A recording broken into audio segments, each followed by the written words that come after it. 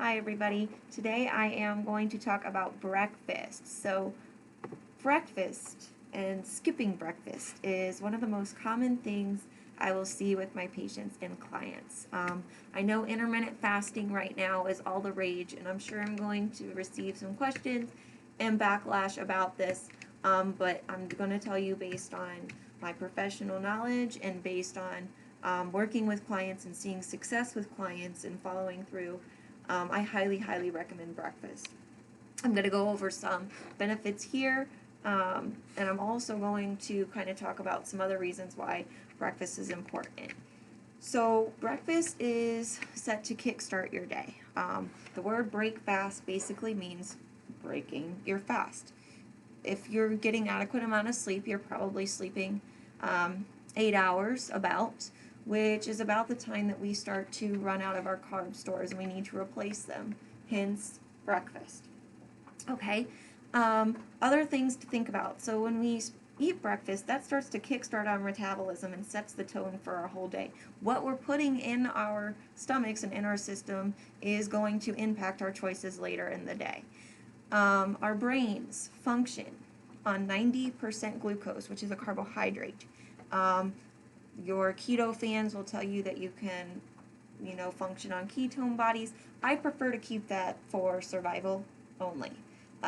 Glucose is our preferred source of energy.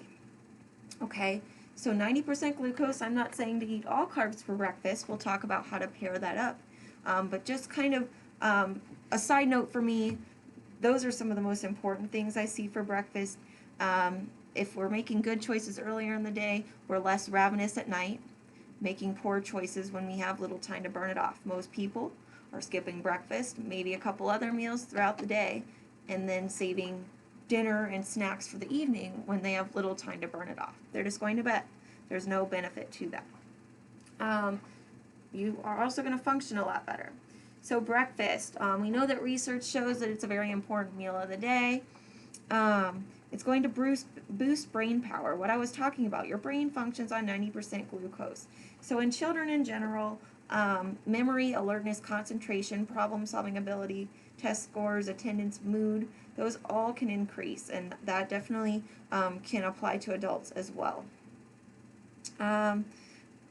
Breakfast is good for you.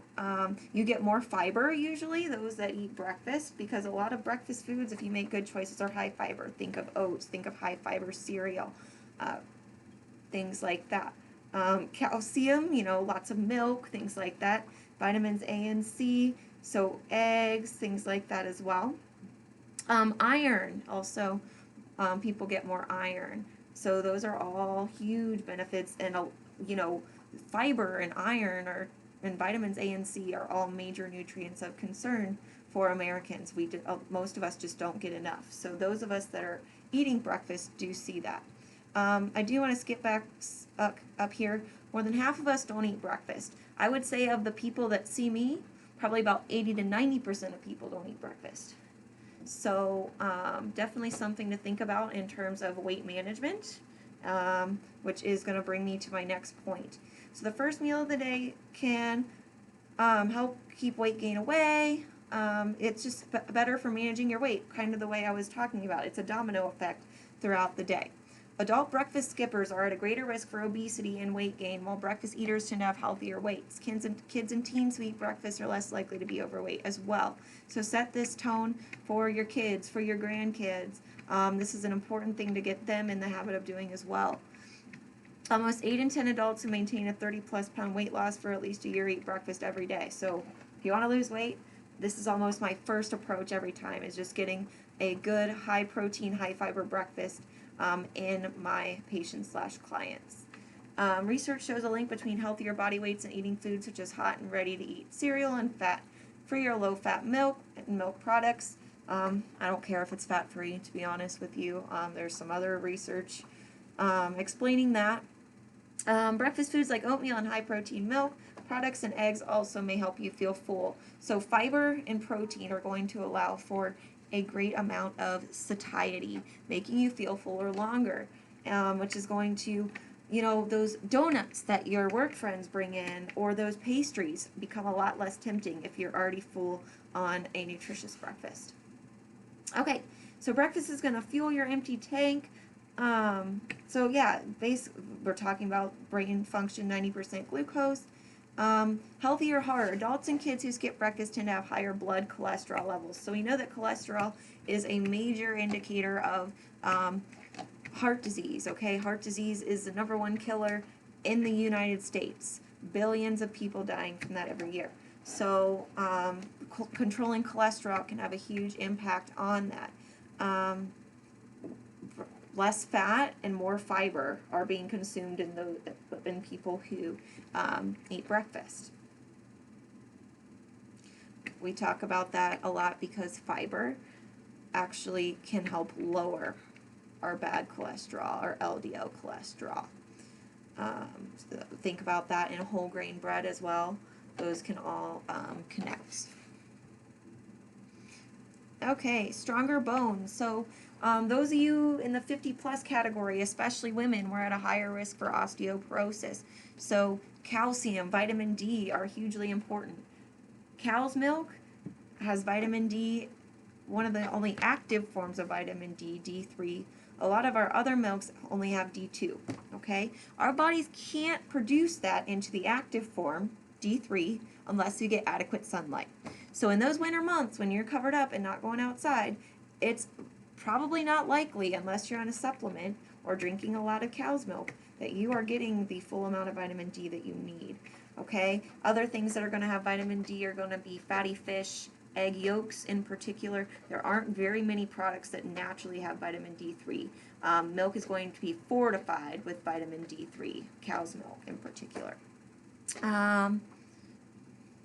People who start their day with cereal and milk get 7 times more calcium at breakfast than those who eat cereal without milk. So I always am recommending cereal and milk. And if you need milk alternatives for whatever reason, come talk to me. Lactaid's one that I recommend, or A2 milk. These still are cow's milk, but help prevent any of that any kind of lactose intolerance or anything like that. There are some high protein almond milks out there too, but again, vitamin D content we still need to keep in mind. Okay. Better digestion, the insoluble fiber. So another impact of fiber is the fact that it can help with gut health and help us be regular, no constipation, friendly bacteria that promotes digestive health, probiotics. That is huge. So yogurts, yogurt drinks, things like that are going to provide probiotics. Improved metabolism, we already talked about that.